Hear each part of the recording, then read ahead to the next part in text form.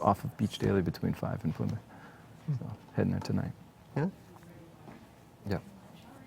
You drove by there today too? Yeah. No, I'm in Chattanooga. Oh, that's right. Yeah. Okay. Yeah. Down at the plant. How long you been in Chattanooga?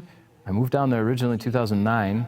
Oh my God, so you've been there a while. Well, 4 years I spent in Germany Uh-huh. at that time. So we just got back the second time, 2015. So Uh-huh. 2 years ago. And it's a great city. The city has changed so much from since we first got down there. What they've done in the downtown area development, it's unbelievable. It's a very, very trendy, up and coming, lively town. Cool, that's great. So, did you live in Wolfsburg? Mm-hmm. Yeah. How'd you like that? Fabulous. Yeah? I lived in Braunschweig, but worked in Wolfsburg. Uh-huh. And then, we were there for 2 years, and went to Audi in Ingolstadt for 2 years. Yeah, So what'd you like better? Ingolstadt. Yeah? Yeah. I had spent, even before VW, I was in 4 years in Bavaria. And so it kind of was like going back home down to Bavaria. And and you can acclimate yourself down there so well. We lived in a little farm town in the middle of nowhere. It was Fantastic. gorgeous. So, yeah, it was perfect with the kids. So, does the company find places for you to live, or do you get sent over on a trip and then you have to try to find a Well, housing? we get sent over on a trip, and then there's somebody there from a relocation company that is either somebody in-house or externally that takes us around and shows us what's available on the market. And then we can pick, So. Is it like here in terms of finding places, or is Yeah. I mean, you just have to go there with a little open mind, because the understanding of space and comforts and amenities is a little bit different. So there's the European way of living, and then our way, big and spacious. Theirs is a little bit more efficient.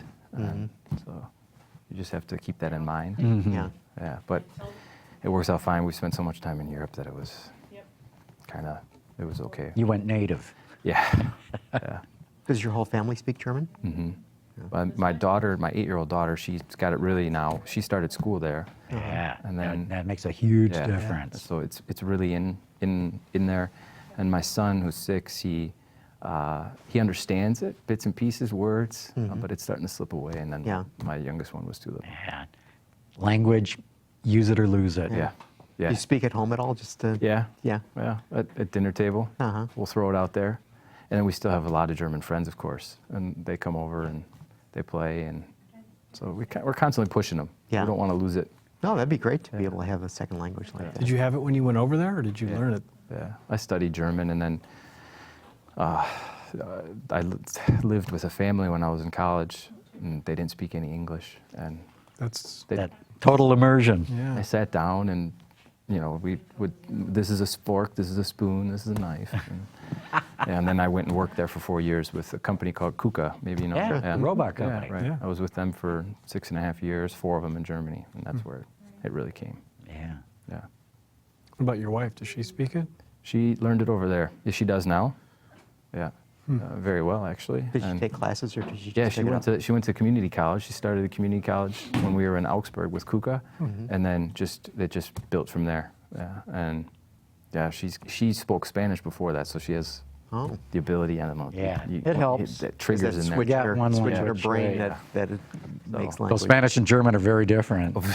Yeah. German, they put the words all over in weird parts of the sentences, so that takes a bit of a while to learn. But Yeah. So the younger ones are going to be angry with you someday because you didn't teach them German. Yep. That's why at the dinner table I push them a little bit and make sure we have the people come over and. They do have classes though, don't they have language classes for young kids? They do. You can look around and find them, and then because we have so many colleagues from Germany. Okay, we're going to get going here. I want to thank everybody who's already tuned in live. We've got a great show with Michael Lovato. We're going to be talking all about the Lovati, talking about the new Volkswagen Atlas SUV. So if you got questions, shoot us an email.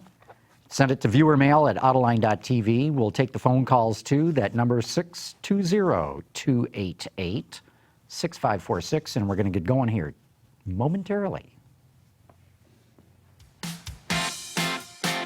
Watch Autoline After Hours live at Autoline.tv every Thursday at 3 p.m. Eastern Time. That's 12 p.m. Pacific. You can subscribe to this podcast for free by searching for Autoline in iTunes, Stitcher, or YouTube. Autoline After Hours is brought to you by Bridgestone Tires, your journey, our passion, and by Lear, a global leader in automotive seating and electrical systems. All right, welcome everybody to another episode of Autoline After Hours. Sitting here with my cohort and co-host, Gary Vasilash. John, how are you? I'm doing pretty good. This is great. This is 2 weeks in a row. We have a giant vehicle in the studio. That's exactly right. So it's all good. I like it when vehicles are in the studio. Got to let everybody know Tom Murphy from Ward's Auto is joining us today. And Thanks, Tom, John. good to have you on board. Glad to be here. But we've got to save most of our time for Michael Lovati, who's here with us, along with a Volkswagen Atlas SUV. Volkswagen's really, I think, first real serious push into the segment. And Michael, it says here that you're Vice President of Product Line Mid and Full Size at Volkswagen Group of America.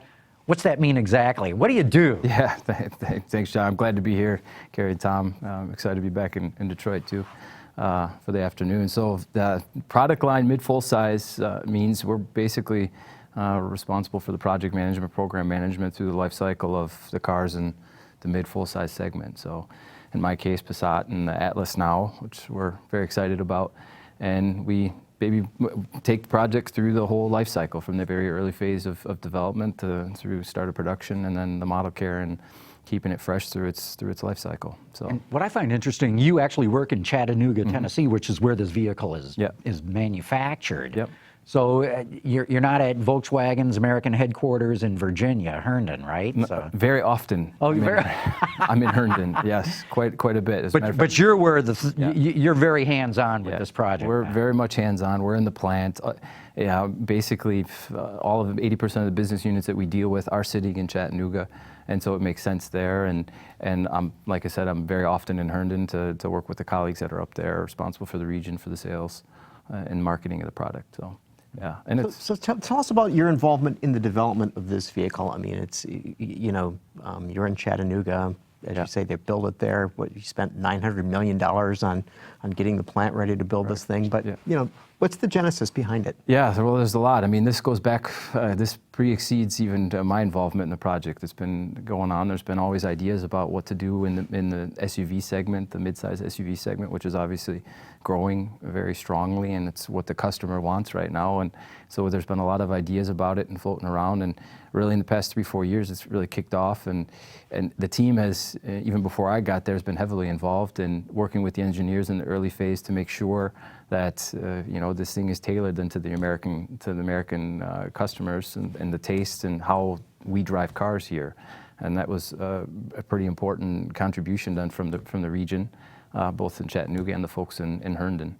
And now as we're into the launch phase, we're daily obviously involved in making sure that we're all prepped from the production standpoint, from the supply base standpoint, and getting it tweaked and ready to hit the market. So it's been a very collaborative effort the past years with our colleagues in Wolfsburg. We've really made a push to make this thing as American as possible, and that's primarily the contribution then from the team in Chattanooga and Herndon in the region, is to make sure that we're going back and forth. Is this the right concept? Is this going to work? Is this adequate for the customer? And So what's American about this versus what could be German about this? I mean, yeah. Well, I think you guys, you said it when we opened up. This is great to have 2 weeks in a row such a large car, and this is the biggest car that we've made for the North American market. There's no question about it. It's really tailored, I think, to sort of the size understanding and space understanding that the customer has here. And if you sit in it and drive it, you feel it. I feel it when you feel how cavernous the space in the car is, and it's not something that's done primarily designed in Europe, because the understanding of space is a little bit different. So that was one big push, is to make sure it covers that aspect. Then the functionality. Yeah, we are very the way we use our products and what we do. We haul stuff. We We have a lot of kids. We have family members that come in town. We take trips. We like to make sure we have space for that. That was another very big factor that went into the development of this, to make sure that we have that space and the usability. For example, the second seat row, making sure it's spacious enough and the functionality to get into the third row when the family's in town on the weekend. So those are pretty key aspects of the car that really went into it for this market. Mm-hmm. I got to drive it a month ago in Texas. Really enjoyed it. I noticed all the storage that you're talking about, the huge central storage bin in the center console, cubbies everywhere, cup holders, lots of spacious cup holders, and yeah, that third row. It's really nice to have that extra row, even though it might not get used that often. But in terms of the ride, I was trying to recall what it was like in the Touareg, but this to me felt a little bit softer than riding the Touareg, which, to the question about American versus German, I think a lot of Americans are less tuned to that kind of sports car-like feel. They want something a little bit softer. Was that a significant goal in tuning this so that it was perhaps a bit softer while still feeling somewhat European? No, I think it was an attempt to have a balance there. Because it just inherently, one of our emphasis is obviously on fun to drive. That's part of who we are as a brand, as a company, globally, and we have that type of chassis and that drive aspect that's tuned to that, and we tried to maintain that as much as possible here in this vehicle as well. It is a little bit more dialed in for the customers here, but you do have the option then to select the drive mode, which then puts it right into the sport, to a more sporty, stiffer drive suspension than in the normal version. So we were trying to find a balance, I would say, then for the customer. And if that customer wants to drive a little more stiff, the option is there with the Drive Select. So that it's an American vehicle, but it's also got some Germanic characteristics to it in terms of to differentiate it, because this is up against the Pilot and what would the Highlander and Explorer and the Trevors. Yeah, right. Mm-hmm. Yeah, so we talk about size and functionality, which is tailored then for this market, but it has the VW genes, and it has the European styling and the fun to drive still parts of it. If you look in it, I find classic interior. That's the European design. It is actually the first European SUV in this volume segment. Yeah. Mm-hmm. So that's a good point. Yeah. I hadn't thought of it that way. That's a standout. There's differences in the styling and the design, and that we were able to maintain here with this and offer the customers that first European styled SUV in the segment. Other than that, VW, the design of itself, pretty bold, in our opinion, with the size, and then the stance on the road, the front with the lighting and the grille, and these are very VW specific attributes. Mm-hmm.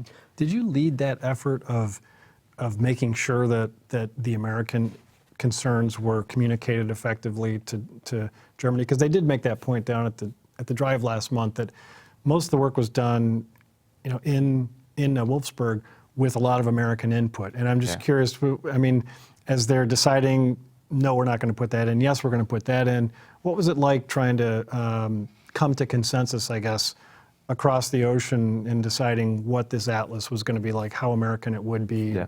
Were there battles that you had to fight through? Yeah, it was a very cross-functional, collaborative effort, really, that went over years with various workshops, Klausuren, as we like to call them in Germany, where all these teams would come together, discuss certain agenda points about whether it's design or functions or specific features, and we would go through it. And there were certain characteristics that were then specified out of the region that said, hey, this is kind of what we need to tailor and make sure this is going to appeal to the American customer.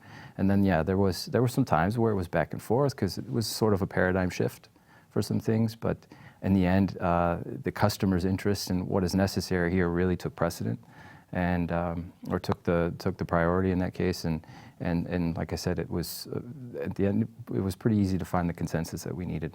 Yeah. And, one thing I'm curious about this vehicle, this is the MQB platform, right? Yeah.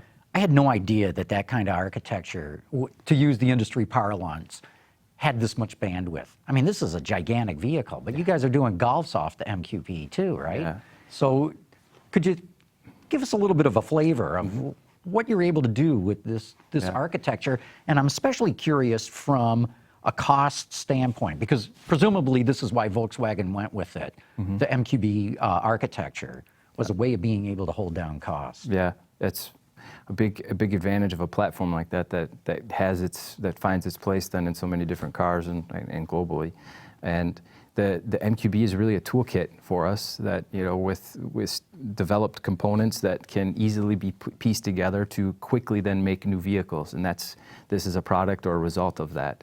And the platform allows that adaptability to take stampings, chassis, engine, powertrain, put it together with maybe some slight modifications without having to do a brand new development. And you can then find an SUV like this or put together an SUV like this out of that. So, and that's really the benefit of that platform. And in terms of cost, you're benefiting from development that has been done not just for one specific car, but for a multitude of vehicles around the world, less the few adaptations that are necessary.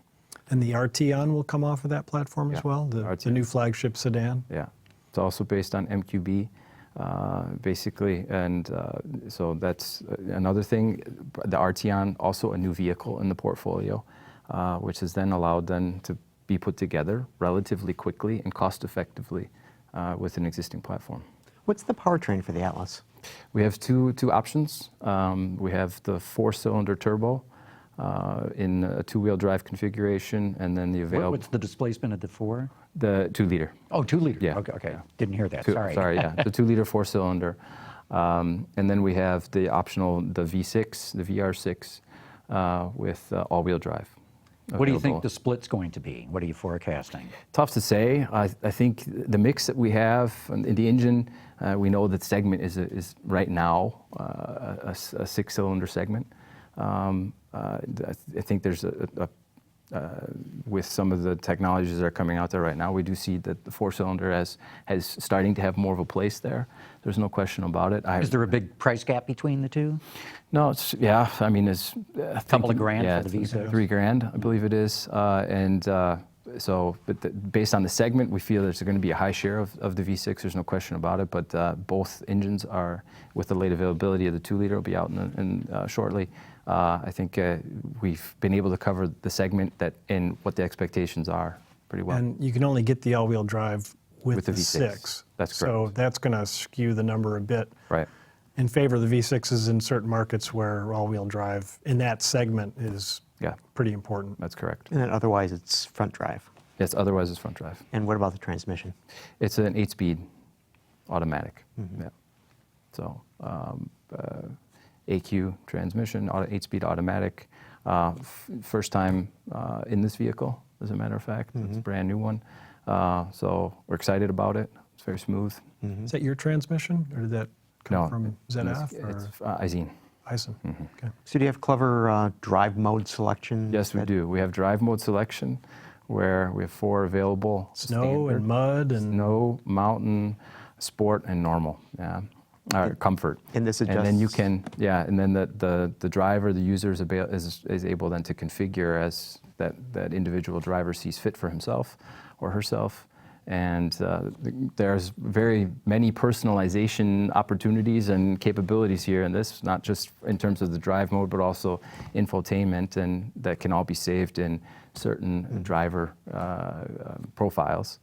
And so you can sit in the car, drive it, set it to driver, I don't know, Gary, for example, and then your pre-selected configuration will pop up immediately. How you and want that's to drive. only with the all-wheel drive models? And it's all-time all-wheel drive, correct? It's all-time all-wheel drive. I think I heard they can send torque to one wheel, 100% of the torque to one wheel if that's the only wheel that has. If it notices slippage, then we have in the gears the ability then to shift that power then to where it's needed at that particular moment in time, balance it out, and move forward. Yeah. Do you see this as being an on-the-road vehicle, though, rather than a off-the-road vehicle? I think the user, the customer, is primarily on the road. There's no question about it, but this is capable, very capable of going off-road should the need be there. There's no question about it. We've tested it ourselves and driven it. There's features in the vehicle that would support the customer in that case in an off-road setting. And I think should there be a need, and there are some adventurous drivers out there, they won't have a problem with it. Did you do any study to figure out in that segment of three-row utility vehicles, what's the percentage of buyers who actually tow something? In which case, that would make the V6 more attractive. But I mean, was that something that you were dialed into to find out, okay, if we want to sell more of these things, there's a lot of Americans who tow stuff up north or wherever, Right.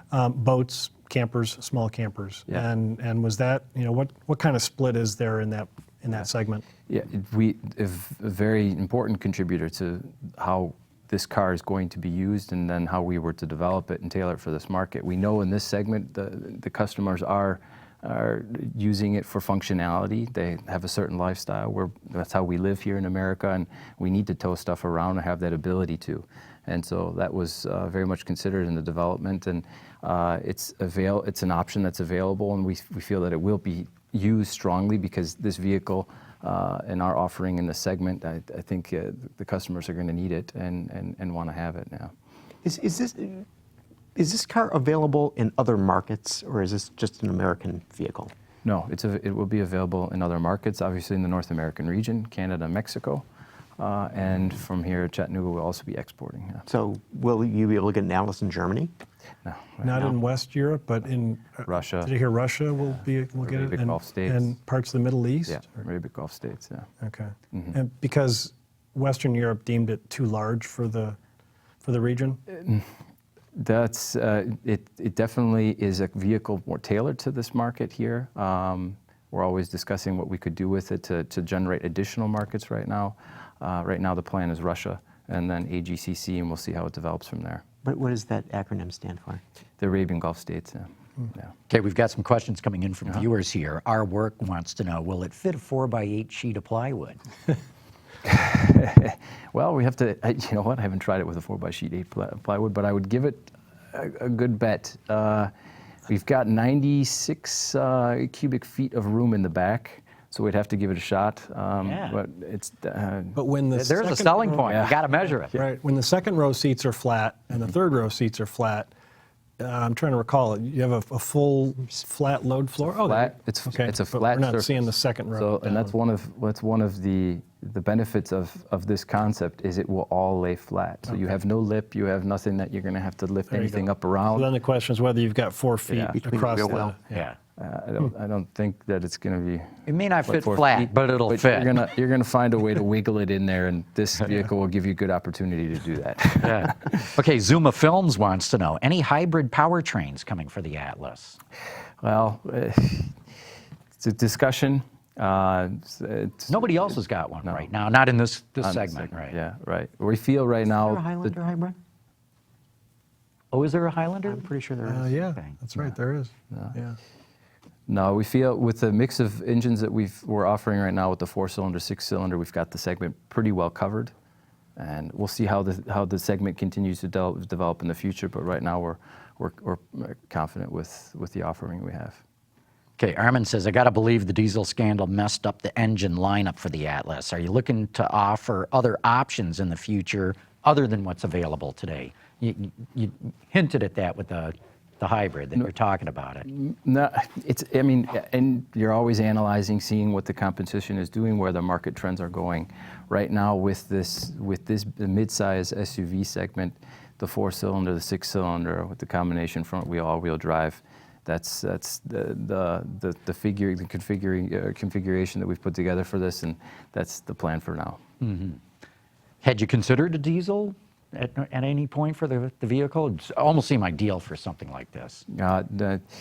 We've said the diesel is right now we're not going to offer it anymore here in the U.S. market, and so the 4. But years ago, when the vehicle was in development, I mean, it could have been a serious selling point, basically an advantage over the competition because really nobody else was putting a diesel in that segment, and it would really, a 2-liter turbo diesel in a vehicle that size would be great. Yeah, that could have been, But the analysis that we've done, and really we've looked at just about everything we can. I think the 4-cylinder, the 6-cylinder, right now is where we're going to go. When I was driving the 6-cylinder on the launch last month, it was getting like 24 miles per gallon in a 3-row vehicle with a fair amount of cargo. Well, not a ton of cargo, but it was. I was pretty impressed with that number. And you drive like a maniac. Huh? I wasn't. I've driven with them. Trust me on this. Yeah? Okay. Yeah, I just. I Do you wasn't have a sheet pushing of it plywood that in the hard. back? Yeah, The 2-liter was not available, so I haven't driven the 2-liter. you'd have broken yet. it anyway. Yeah. So we haven't talked pricing, just for the audience. Run us through, not every single trim line and everything like that, but how low a price can you buy it for, and how much can you load it up to? Yeah, right. Well, what we've announced and is now available at the lots is the special launch model, 33,500, with the V6 front-wheel drive. And we have a trim range up to, right now, the SEL Premium, starting at about 48,000. So, and then with the entry, the 2-liter, with the later availability, will be at 30,500, with various trims then there on up. So that would be the lowest price, the 30. Okay. Yeah. So we really wanted to go at the sweet spot of the segment, and that's what I think we've been able to accomplish with this vehicle. How's it doing in the marketplace right now? Some of the advertising on it's gotten a lot of attention, positive attention, as a matter of fact. Yeah. We've pushed it out there into the market. There's no question it's out there. In the first few weeks, and month ending May, 1,600 units. I think now we're up to around 2,300 units. So the feedback so far is very positive, and we're excited to see where it goes from here. And I'm sorry, the 4 will be available when? 2 months still? Yeah, roundabout. Yeah. All right. So you guys offer something called automatic post-collision braking as a standard. What is that? It's, well, an accident is a series of events. It could be, or we assume that it's going to be a series of events. So if the airbag sensors then trigger due to a collision, then the automatic braking, the braking sets in automatically to then, in that case, if there's no chance to press the brake or something, that happens autonomously to prevent then further collision from there on out.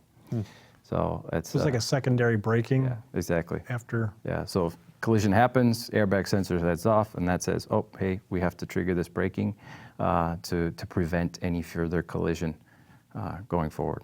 I've never heard that term, post-collision braking. Yeah. Does anyone else do that? No, as far as I know. This is a first.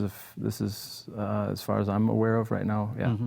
First And Audi doesn't have it either? I'm not sure. So nowadays, you can have the coolest looking, best performing vehicle, but people are going to say, okay, but what about the technology that you have for infotainment? So what do you guys have on offer in the Atlas? Yeah, we have 2 offerings. We have in the S trim, the 6.5-inch MIB infotainment screen, and then in the higher trims we have the 8-inch screen MIB as well. Apple, Android CarPlay, or the App Connect. So the Android Car, Apple CarPlay, MirrorLink is available as well. And then obviously one of the highlights that of this vehicle in particular is the introduction of the digital cockpit available on the SEL Premium. And explain what that is. Yeah, this is a fully digital cockpit. We all are very aware of how our cockpit looks mechanically with a mix of digital. This is fully digital configurable, so you can have different settings. You can have So your different speedometer is virtual, and your tachometer is virtual. It's and all virtual, and it's Everything in configurable. front of the steering wheel, that whole window. Exactly, and it's a very neat feature in line with the consumer technology expectations today.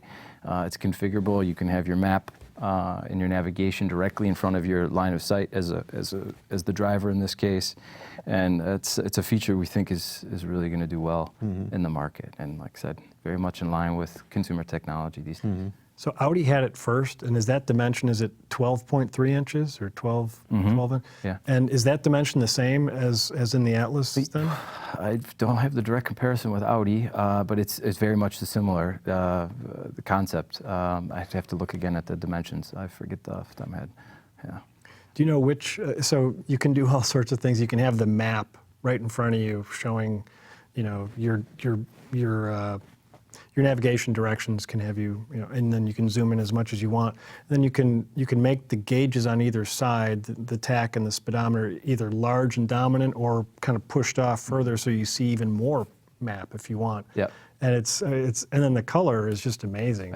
It's very high resolution, crisp graphics, and then you can switch that out if you want instead of your music options and there's music options you can phone, see. The phone, car settings, so you can toggle through consumption, how much fuel you have left to the next stop, the speeds, basic vehicle information, and it's all configurable in multiple settings configuration, preset configuration. So do you have a sense for how American customers are likely to configure it most likely? Or what do you think their favorite view is going to be? Do they want to see that giant map, or do they want to have their radio options instead? Tough one, tough to call. I can only say based on the way I've been driving so far, I like to have the map right there, and so I'm not constantly looking over at the screen. You have it there. You have digitally how the temp or the speed, and then you can also see how much gas you have left to get you to the next gas station, and that's kind of basically the setting I've had in there. It's hard to say how that's going to lend itself then to the rest of the customers. But I do think that the map will be, and right in front of your sight of vision is going to be probably a setting that's going to be used. So when you're developing this in Germany and you said, we need to have Apple CarPlay and Android Auto, did your German colleagues say, what are you talking about? I mean, this is an automobile. Why are you worried about Apple? No, I don't know. We live in a consumer tech environment now. The customers have their phones everywhere, and that's basically where the information is that they need. That's how their music is, and so it makes sense to be able to integrate that as best as possible. So no, it wasn't, because it's a feature that the customers are very much coming to expect in this market as well, and it has its benefits. So. And they probably recognize it as a safety feature. If people are prone to load their phone Bluetooth into the system, then if a call comes in or they have to make a call, it's so much, you can just push a button and give a voice command. You're not fiddling with a hand, with a hand device. Right, the buttons are scaled to dimension, so it's much easier to touch the screen. Then you're not looking for your phone and getting distracted then from the drive, which you're there to do. Yeah. I'd like to wrap up the segment going back to the styling of the vehicle, because you've got very long horizontal lines, both inside and out. And you've got this very unusual, or certainly different, character line that almost sort of accentuates both the wheel wells with, a strong character line connecting them. Tell me a little bit about some of the thinking that went into going with these specific attributes in the styling. Yeah, wanted to make a bold approach. This SUV, this Atlas and its size really was there for this customer to demonstrate how bold and the size that it is. And this line here really adds to that, the flared wheel arches, and it really shows its presence on the road, and that's basically what was behind that. So the crease on that door, I got to believe that the guys in the stamping plant are going, geez, you crazy? Yeah, they're very proud of it. Now they are, right? Yeah. Now that they figured out how to do it. Well, real good. We're going to have to wrap this up right now. But Michael Lovati, thanks so much for coming in and spending some time with us and showing us this new Atlas. Tom's driven it. Have you driven it, Gary? No, I haven't driven it either. I'm dying to get in this thing, and I know it's on my schedule to do so. Yeah. But it's great to see Volkswagen getting back on its feet again, as it were, and especially getting a vehicle designed specifically for the U.S. market. Yeah. And I think you guys are going to do terrifically with it. Thank you. Thank you very much. We're excited about it. Please get into it, get it out there. We're excited to be here today to talk about it. Thank you for the opportunity. And also the Tiguan, don't forget that. Yeah. And Tiguan as well, that's exactly right. That's right. Okay, we're going to be coming right back in a moment, but first we're going to give a shout out to our friends at Lear. Lear Connexus offers a parental controls application with geofencing that sends notifications regarding driving behavior and location, including curfew alerts, acceleration alerts, and speed alerts. All delivered to a smartphone application that includes vehicle location, driver notifications, and a report card of driving history, including notifications when predefined geographic boundaries are crossed. For more information, visit Lear.com. Okay, we're back.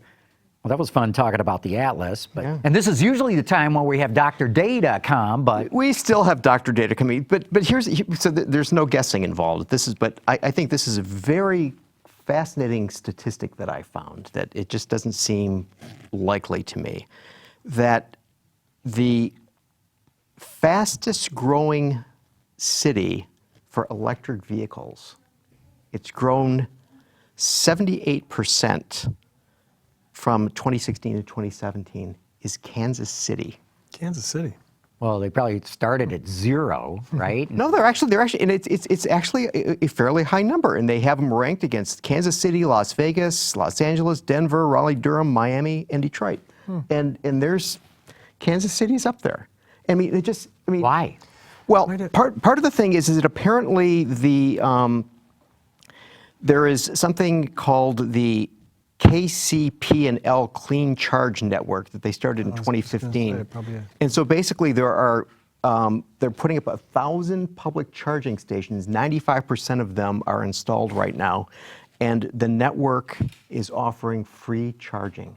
Free works for me. Yeah, right. But I mean, but doesn't it sort of seem strange? Like of all the places, if I would have said, if I would have named those other cities, right? I would have never said Kansas City, right?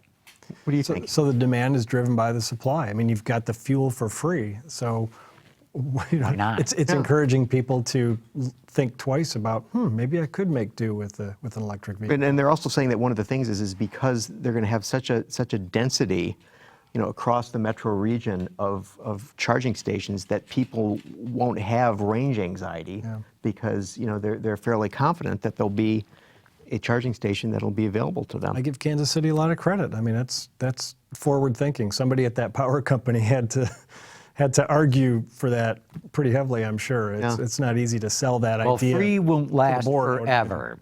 Right. Well, they get them in, and then the prices start rolling in. Yeah, but then they'll go back to gasoline if it's too much. Yeah. I'm not so sure about that. Well, I'm not so sure about that and either. Also, I but wonder what's the source of their electricity? Are they, is it mostly coal-fired plants down in Kansas City, or have they moved to more solar or wind, or there's your assignment for next week, Dr. Data. Yeah. Where's their electricity coming from? nuclear? I don't know. There's burning the worst stuff they can possibly find to make those generator plants run. Okay, Gary, you had a number of topics you wanted to get into. So one of the things that I know that you were very fascinated in, so Saturday will be Sergio Marchionne's 65th birthday. Yeah, and usually it's 65 and out. Although, didn't he announce that he was going to be leaving at the end of 2018? Correct. So he's got some time. But so now the betting begins in terms of who might be his replacement. So they're saying like Mike Manley, who is the current CEO of Jeep, and Reed Bigland, who's been on After Hours with when we did the show on the Alpha Giulia. So he runs Alpha, and I believe he runs U.S. Sales. Richard Palmer, their CFO. Altavia? Yeah. And Altavia, who runs FCA Europe. And one name that you think is a possibility. Well, I threw it out. I mean, how could you not consider Mark Fields? Because, look, in his career, Fields worked in South America. He ran Mazda. He ran Ford of Europe. He ran the Premier Automotive Group. He ran North America. He became CEO. That's more than anybody else at FCA has ever done. Not that, and then I'm not disparaging FCA's bench. They got a pretty good bench, but. And the other point that I make is it was almost 40 years ago that the Ford Motor Company fired Lee Iacocca, who drove across town and started work at Chrysler. Highland Park was closer to Dearborn, though, than Auburn Hills is. So this is true, but Lee was the guy who got Auburn Hills built. And, he had a chip on his shoulder after Ford fired him. He had something to prove. And I think Mark Fields probably has a chip on his shoulder and has something to prove. So my thinking is, I'm not predicting that they're going to go with him. I'm just saying, if I'm a board member at FCA, don't you have to put him on the list for consideration? So I'm throwing that out there. What do you think, Tom? Compelling stuff. You think Fields is... I didn't think of it until 5 minutes ago, but yeah, I think that's not a bad idea. The story that I read recently said that they were most likely to hire from internally, which I think is smart. But I mean, it didn't hurt Ford at all when they went outside and hired Mullally. So going outside maybe wouldn't be a bad thing. The parallel to Iacocca though is classic. That's really So okay, but here's my question. Okay, why would Mark want to do that? I mean, because FCA is it's not doing well. I mean, I don't know a nicer way of saying that. Well, it's better. Well, think of the condition that Ford was in when he took it over from Mullally. So he's got more work to do if he were to take this job at FCA. All right. So the question is which is the not a bad work thing. but is the work that needs to be done even doable? Is what I'm sort of wondering about. Okay. I mean, because look, Chrysler brand, what cars do they have?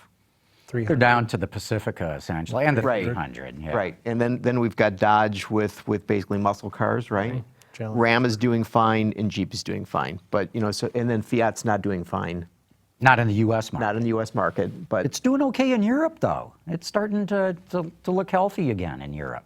Fiat is. And I think that Alfa Giulia is a fine automobile. oh, I don't disagree. I think it's a wonderful car, but my point is that it's like,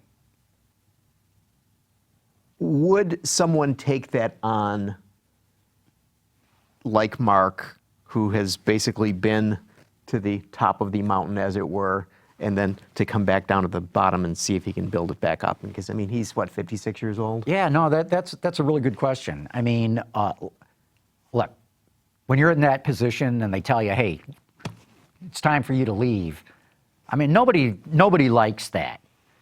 That's why I say I think he's got something to prove. But the issues you raised, Gary, are really good ones. Yeah, how secure is FCA's future? Here's a company that is, to your point, largely living on SUVs, pickups, and that, Rams and Jeeps is what's keeping that company alive right now. And would a Mark Fields go, I'd love to get back in the industry, but I'm not sure I want to do it with that company. I have no idea. All I'm saying is that if the board is trying to figure out and doing its fiduciary duty of the best thing for the shareholders, I don't see how they cannot at least put his name on the list and pay him a phone call or a visit. And then the question is, could he be more successful than Sergio has been in terms of brokering a deal with the potential nether automaker? Could be. I mean, look, we're being brutally honest. Sergio's not liked in a lot of circles. And when deals get made, sometimes personalities count for things. And so who knows? Maybe a Fields would be more amenable to somebody that's considering and buying the company or not. We'll see. We'll see. Yes. What else? So, speaking of FCA, and we were talking about diesels before. That report came out that West Virginia University seems to have found that there's a little bit more exhaust coming out of those FCA diesels than one had thought there would have been. Yeah. Well, these are the guys, of course, that really discovered the Volkswagen cheating because they were doing on-the-road testing. And we know that the EPA will allow you to exceed emission standards under certain operating conditions, but only for a brief amount of time. And what these guys seem to be saying, I haven't read the full report, but it does not look good for FCA. They're claiming up to 20 times what 25 times. 25 times? Jeez. So, this might be the smoking gun. Except that aren't they saying, though, that they don't see evidence that there was actual software tampering, right. defeat devices, baked into the process, which is different. I mean, I'm not excusing what they've done. I'm not sure about that, Tom, because I thought, based on the very little that I read, is that West Virginia University found that it behaved very differently when it thought it was being tested versus them just driving it out on the open road. Yeah. I don't think they put it on chassis dynos, right? No, but they simulated a test. Then another bad news for diesels. Apparently, the the mayor of Munich is thinking about banning diesels from the city center, and I think every big city mayor on the planet is. well, but I talking mean, about- it's sort of ironic that you have Munich, home of BMW, and the mayor of Stuttgart, home of Mercedes and Porsche, is also talking about banning diesels. And they're saying that one of the knock-on problems of this is the fact that it's having an effect on used car values in Germany, because basically loans apparently there are predicated on the value. I mean, just almost like a leasing sort of a situation. And so if you have lots of diesel cars coming in that have very little value or decreased value, but I mean, doesn't it seem very strange that we're hearing? I mean, well, we haven't heard Chicago, we haven't heard New York, we haven't heard Los Angeles, we haven't heard. It's because San they don't have the Francisco. same problem with diesels that they have Right. in the big European cities where half the market is diesel cars. But I mean, here in the I U.S., can it's see Paris, fairly I can see minuscule. Madrid, but when you got the hardcore German companies. You're right. It's kind of a shock to see it, but ostensibly or reportedly, Munich did a sample of its air quality and went, holy moly, we got real high levels of NOx and PM 2.5, and we just got to ban these things. But this comes back to Europe having this fig leaf of emission standards, which are, as we've talked about on the show a whole lot, look tough on paper, but are not tough whatsoever because of the way that they test them and because of the loopholes that they allow. Had they had, and I know I'm going to sound like some Americans telling Europe what it should do, but had they had emission standards that really stood for something, I don't think they'd be running into the problem that they do right now of having these very high NOx and PM 2.5 levels. Or if they just installed more free charging stations, they'd have very little problem whatsoever. I don't they know. got to follow the lead of Kansas City. They burn a lot of coal in Germany, so your electric car may not be a whole lot of an improvement. But there's more nuclear energy also in Europe. I mean, especially In France, France. there is. None in Not- Germany. Not so much in They're Germany. shutting everything down, Right. or have already. So on another topic, months and months and months ago, we talked about Project Titan, the Apple initiative. And then a few months after that, we talked about maybe there's going to be no Project Titan. Well, they laid off a bunch of automotive engineers. Right. And now we hear Tim Cook talk to Bloomberg this week or last week after the developers conference and basically indicated that they are working on AI, and he sees autonomous vehicles as being a big part of this. And so he's saying, you're having ride sharing and car hailing, you're having electric vehicles, and you're having the move towards autonomy. So here's the question to you guys. Does Apple just end up coming up with a product that they sell to Volkswagen or Ford or FCA or whomever, or do they partner with somebody and come up with what is ostensibly an Apple vehicle? I don't think Volkswagen or any automaker wants to buy a car from Apple and turn around and sell it. I mean, that doesn't make a whole lot of sense. I think partnerships would be more likely, in my opinion. But I mean, partnership how? I mean, it'd be like... in terms of the expertise in AI. But would they just sell it like, if Aisin or ZF making transmissions? Similar. Yeah. What do you think?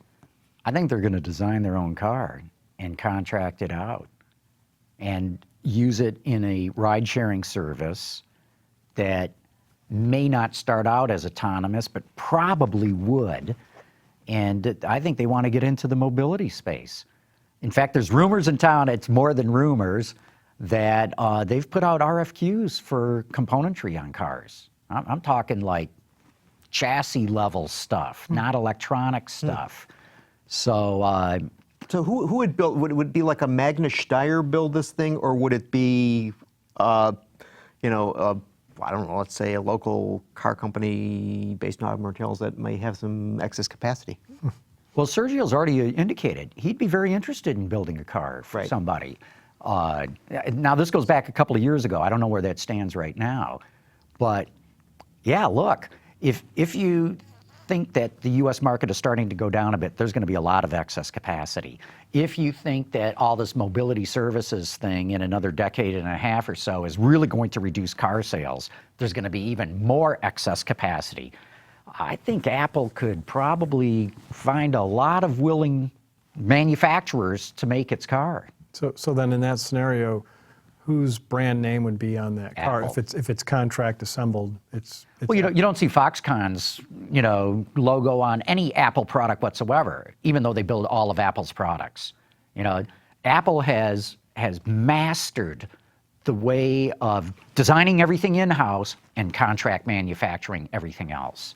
So they control the brand, the marketing, the packaging, but Foxconn does all their manufacturing.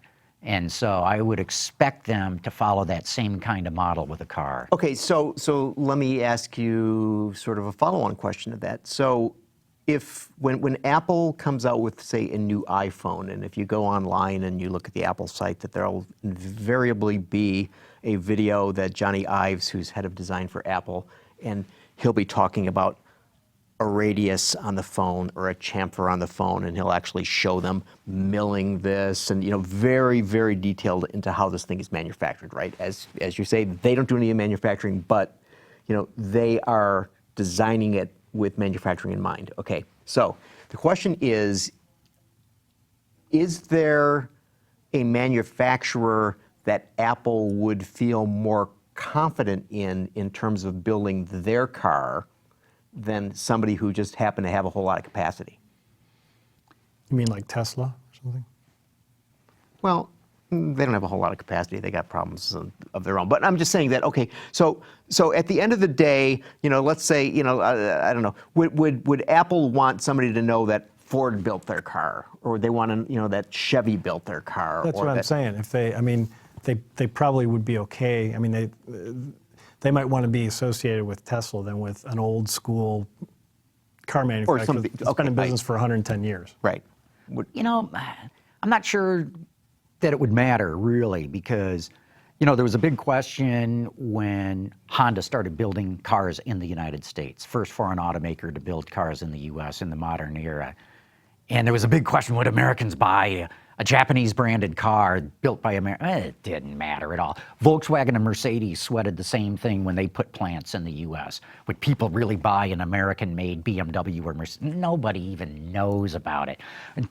Buick bringing in a Chinese-assembled Envision. The public doesn't know this stuff and doesn't care. But that's because you're talking about cars that are good cars that are, regardless of who made them, you know that it's going to start when you turn the key. You know that it's going to get you down the road reliably. How much faith do we really want to put in Apple actually making a car without the assistance of an automaker that has a lot of experience? See, I think for a lot of people that would be an advantage. Would it? Yeah, because it's from Apple. I would, because they're like fail-safe, right? I mean, it's no blue screen of death like there was with Microsoft. When my phone dies, I don't really sweat the details. Does your phone die? All the time. Actually, it's kind of phone do you flickering. have? Actually, it's an Android phone. Well, there you go. But my wife's because iPhone, Android was free, so some handset maker said, "Oh, this free stuff."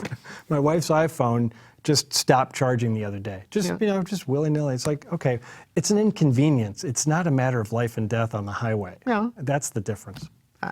See, I think so. So this week also happens to be the week that the Google car, which I did not know until this week, was called Firefly, the bubble car, right? The Google car, built, as we discovered, by Roush In Livonia, Michigan. In Livonia, Michigan. Now, The Waymo car. Yeah. Right. yeah, so the little round cute thing. Now, it seems to me that if I were sitting in Cupertino, I would say, I want somebody like that to be building I'll our bet he'd cars. jump at the opportunity. But I mean, because then you're able to say, we have this specialist manufacturer that is making our cars specially versus, yeah, you know what? They're running Chevy Sparks down that line, and they're running our cars down the one right next to it. That's what I think. No, You disagree, I can tell. No, I think you're on the right track. Well, you guys can continue to disagree. That's fine. But we got to take a quick commercial break right now. We're going to give a shout out to our friends at Bridgestone. Okay, we're back. And Gary's got more topics for us. All right, to discuss. so sort of in line with what we've been talking about here and in terms of manufacturing stuff. So this week at the General Motors Lake Orion assembly plant, they announced that they had manufactured 130 Bolt EV autonomous vehicles. So it'd be Bolt EV AV in my parlance. Okay. Okay, so they're sort of making a big deal out of the fact that, not only do we have autonomous vehicles, but we have a factory. We have the wherewithal to build these things. So seriously, is that an advantage for General Motors, or is that PR? It's a little of both, I think. I mean, comparing to Apple, when is Apple going to roll a car out of their plant? You don't just snap your fingers and have a car that is safe to be driven on the highway at 65 or 70 miles an hour. So I give them credit. You're nervous about cars. I give them credit for doing that. I mean, they have this fine plant in Lake Orion, Michigan, that is churning out bolts, and the fact that it's electric, that gets more than 200 miles per range, plus has the ability to run in autonomous mode. And keep in mind, these are only test vehicles that they've built that are going into certain fleets in certain cities around the country. And those 100 vehicles, I think, joined another group of 50 or so. So they have 180 now. It's 130 plus 50. Yeah, which, hey. Okay, but I'm Ford. So I'm Ford, and I'm saying, you know what? I'm building Fusions, and what I'm just simply doing is that I'm taking them to a facility in Dearborn, and I'm adding the LiDAR systems, and I'm adding the electronic systems, and zoom, there they go. Well, the question is, getting to your point, how did GM build these cars? Did they take them offline, gut them, put stuff in, and then say, hey, we built these bolts in the plant? Or did they flow it in through the system? Or was it sequenced in line so that you're actually not pulling them off line and doing special operations? If they're doing it in line, then I think it's more than PR. I think that could be important. But okay, don't you sort of think that whether you're building cars that have autonomous capabilities, or whether you're building cars that have special normal functions, that you might have a spur line that goes off the main line and you do some other stuff to it?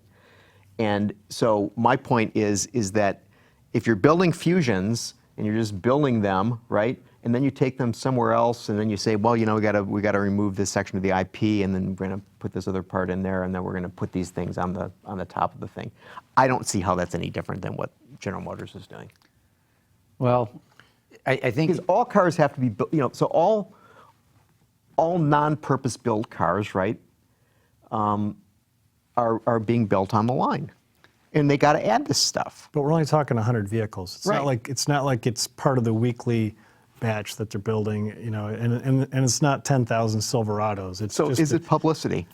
Of course it is. And what else can they do to appeal to Wall Street? I mean, isn't this what they need to do to try to create value for the shareholders? I mean, they can put the finest Corvette on the road and the finest Silverado, and they can do well with the new Malibu, but no one's really paying attention on Wall Street. So people are interested in new technology, and so I give them credit for it. Maybe one of your viewers can chime in and tell us exactly how are they outfitting those 100, or how did they outfit those 100 vehicles? Is it on the main line, or is it a spur? Or well, a spur line's fine.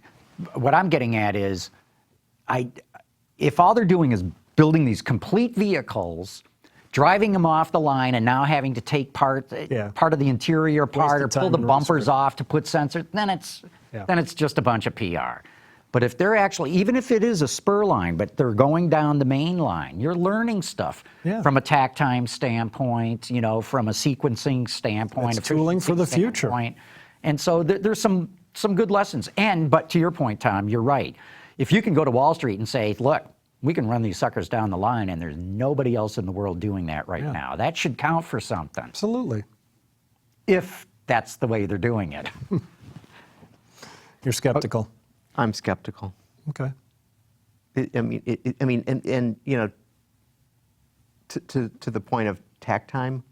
So takt time, as you remember from your guide to the Toyota production system, is actually based on consumer pull okay, which is different than cycle time, which is basically how long it takes you to do something. Right. So obviously there is very little in the way of consumer pull. Well, there's zero consumer pull, 'cause these are not going to consumers. To build 130 cars, which basically, if we have, that would take like 2 hours and 5 minutes of normal production time, right? Yeah, With right. 60 units an hour. Okay. Yeah.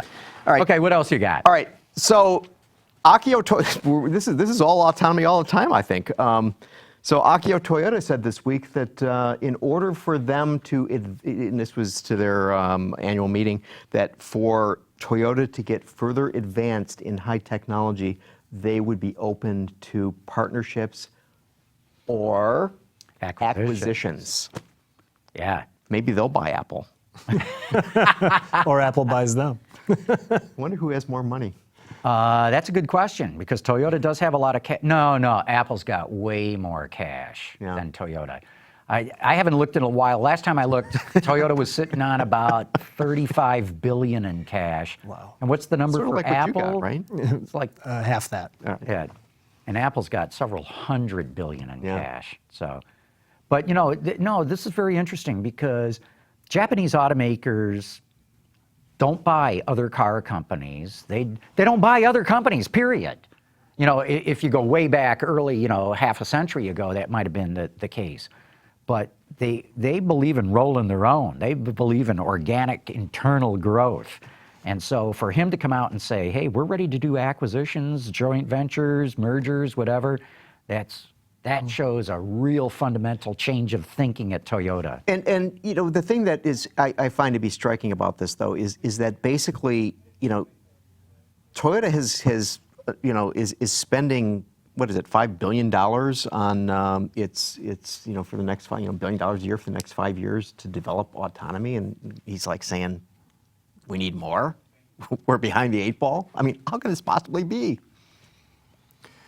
Well, I didn't believe in autonomous cars until I heard John McElroy talking passionately about them. I was hearing these stories about autonomous vehicles. You thought they were This is unicorns? ridiculous. And John laid it out there, and he turned me into a believer. I mean, not that I'm eager to put my life in the hands of a self-driving car, but so I've been thinking a lot more seriously about it after John, showed me through why this makes sense. And I'll give you his autograph so after the show.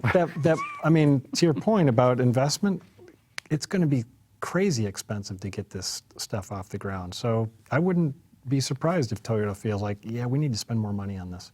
Well, look, Toyota's got to play catch up. They're behind the 8 ball.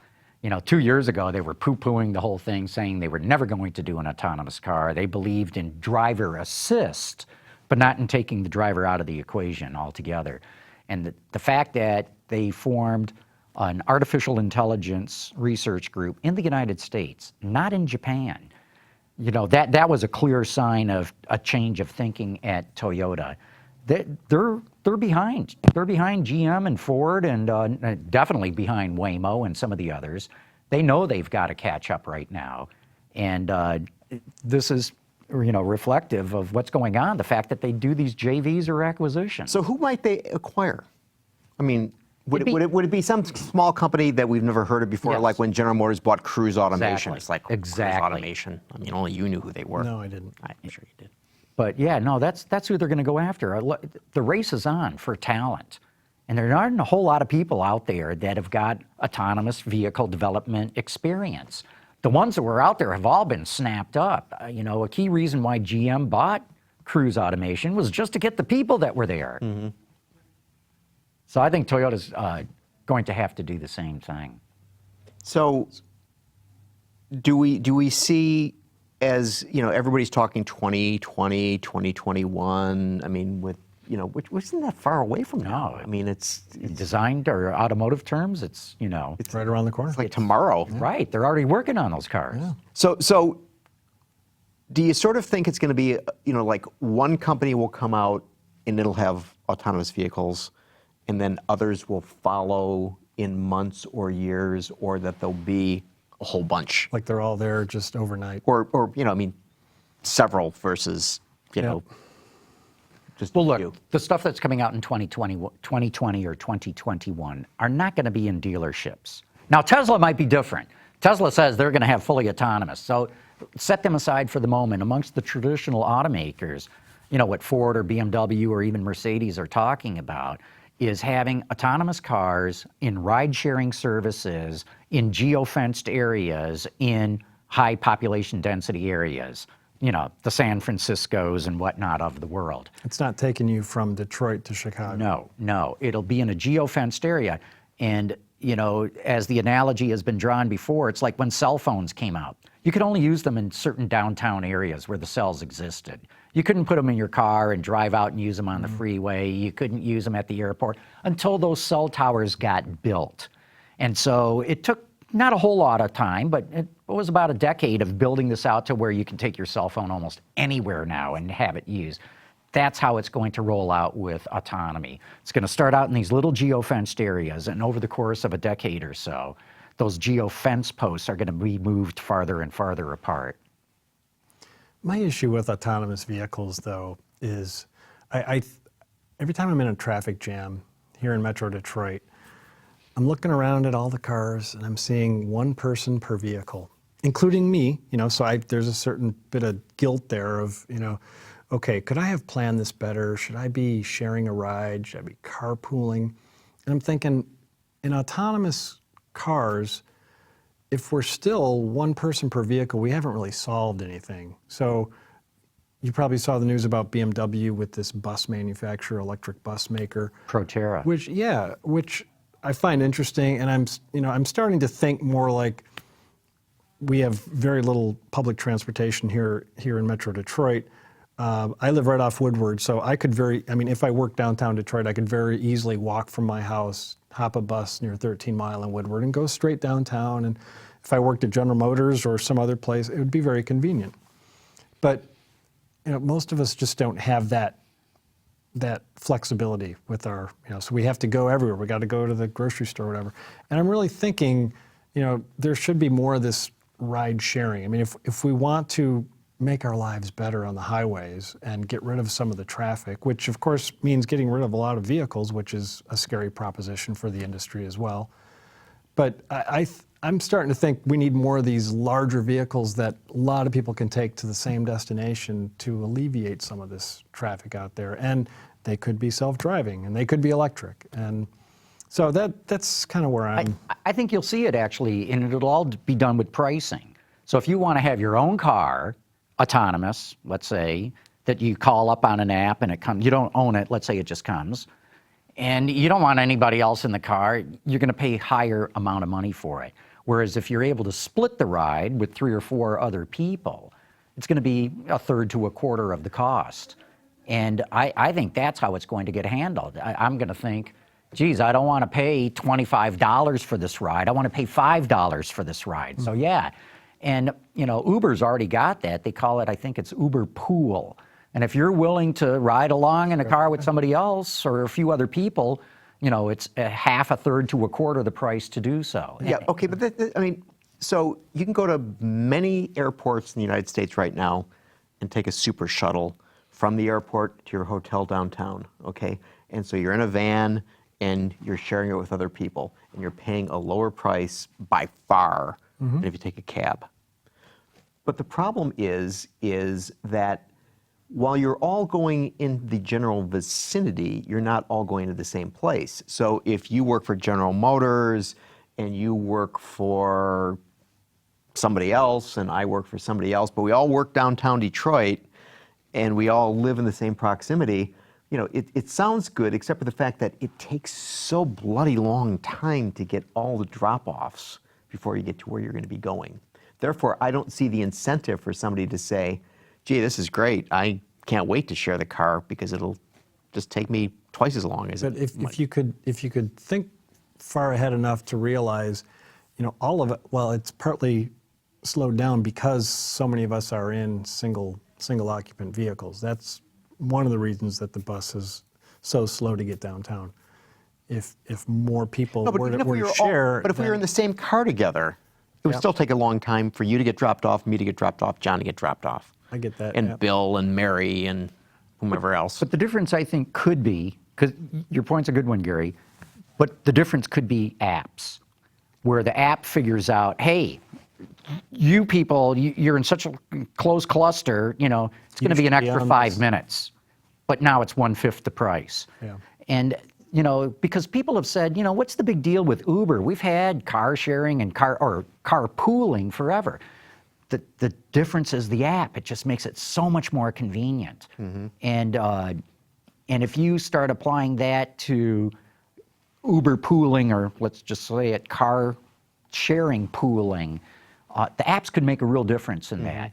And again, then you're going to decide, you know what, the extra 5 minutes is too much. I don't want it. I want my own car back.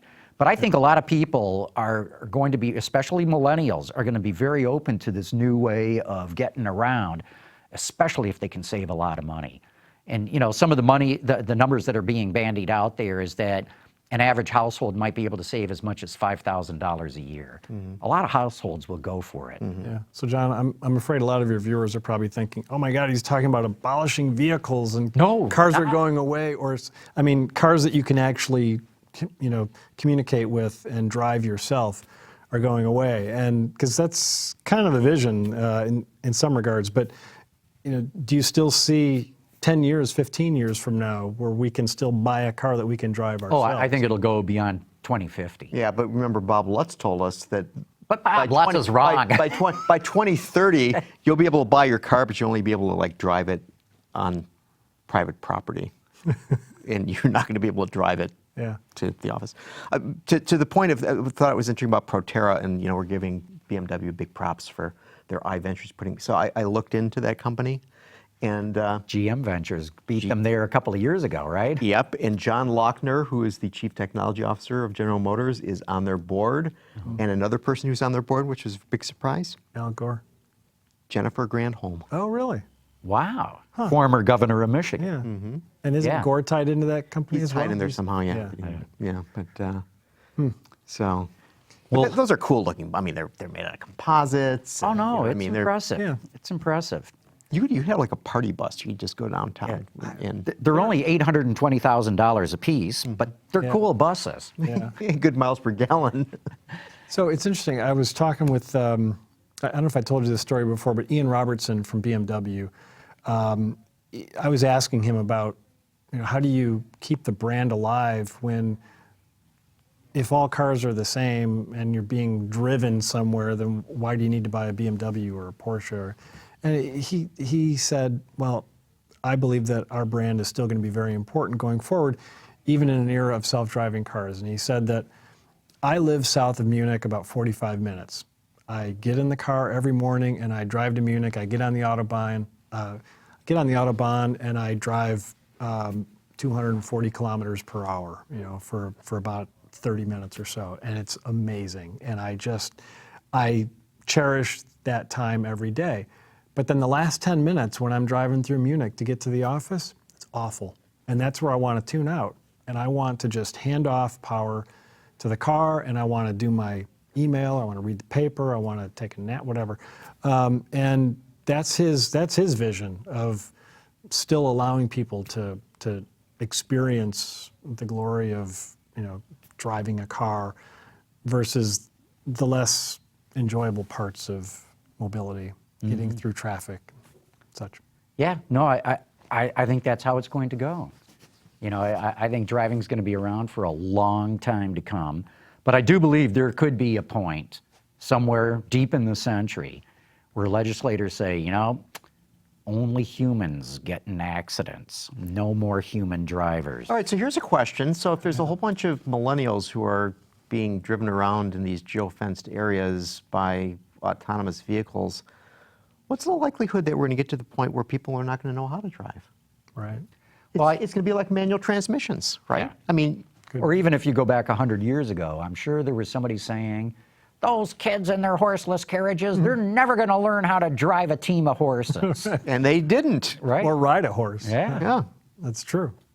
So soon we're going to, maybe faster than we think, we're going to have people who are no longer going to even They won't be know how- skilled. Won't know They how. won't have the skill. Well, look, we're already down to a very lower percentage of teenagers with driver's licenses. You go back 30 years ago, it was like 80, 90%. Now it's down in the 60, 70% range. So, So it's already started. Right. And the folks at the DMV are going to have to find new jobs. That's right. And with that, we have to wrap this show up.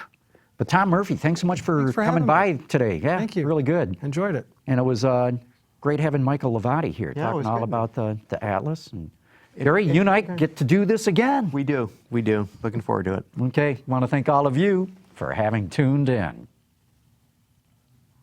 Autoline After Hours is brought to you by Bridgestone Tires, your journey, our passion, and by Lear, a global leader in automotive seating and electrical systems. Visit our website, Autoline.tv, where you can watch us live Thursday afternoons. Get your daily fix with Autoline Daily and in-depth analysis and interviews with Autoline This Week. There's all that and much more at Autoline.tv.